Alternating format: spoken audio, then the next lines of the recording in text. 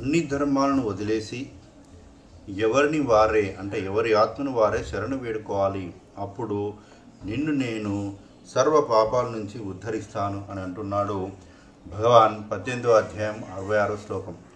సర్వధర్మాన్ పరిత్యజ్య మామేకం శరణం వ్రజ అహం త్వా సర్వపాపేభ్యో మోక్షయిష్యామి మా శుచః. దీని యొక్క సంపూర్ణ వివరణ గ్రహిద్దాం. మరొకసారి తెలుసుకుందాం భగవద్గీతను అర్థం చేసుకోవడంలో అనుసరించవలసిన విధానం.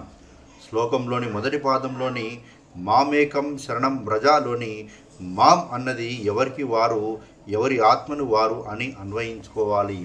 రెండవ పాదంలోని అహం శ్రీకృష్ణుడికి, శ్రీ వేదవ్యాసుల వారికి, మరి స్వీయ పరమ ఆత్మకు అన్వయించుకోవాలి. శరీరం, మనస్సు, బుద్ధి, కుటుంబం ఇంకా సామాజిక పరంగా మనం నిర్వర్తించవలసిన అనేక ధర్మాలు ఉంటాయి. ఆ సర్వధర్మాలను వదిలేసి కేవలం ఆత్మ ధర్మాన్నే నిర్వర్తించమంటున్నారు. మాం ఏకం శరణం వ్రజ అంటే అర్థం ఎవరి ఆత్మను వారే శరణు వేడుకోవాలి, ఎవరు ఆత్మను వారే శరణు కోరుకోవాలి. మన ధ్యానంలో మనం కూర్చోవాలి, ఆకలి వేస్తుంది భోంచేయాలి, అది శరీర ధర్మం.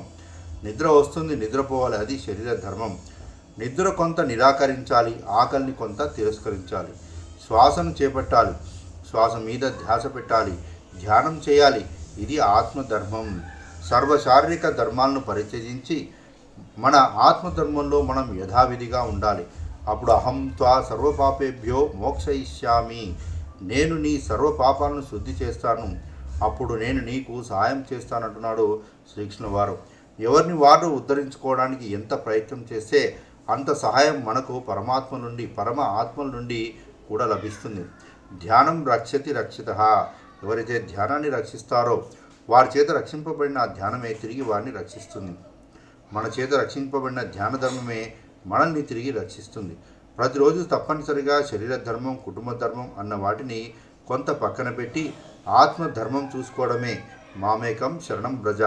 మన చేతనే రక్షింపబడిన ఆ ఆత్మ ధ్యానం మన పాపాలని పోగొట్టి మోక్షాన్ని ప్రసాదిస్తుంది. ఇది భగవద్గీత నుండి 18వ అధ్యాయం 66వ శ్లోకం. ఇంత గొప్ప జ్ఞానాన్ని ఇచ్చిన శ్రీకృష్ణ పరమాత్మకి, వేదవ్యాసుల వారికి, గణపతి భగవానుడికి, మరి వివరణకు మూలమైనటువంటి అర్జునులకి, మరి వివరణ ఇచ్చిన బ్రహ్మర్షి పత్రిజీకి, గురువులకి, గురు పరంపరకి అందరికీ నమస్కరిస్తూ థ్యాంక్ యూ.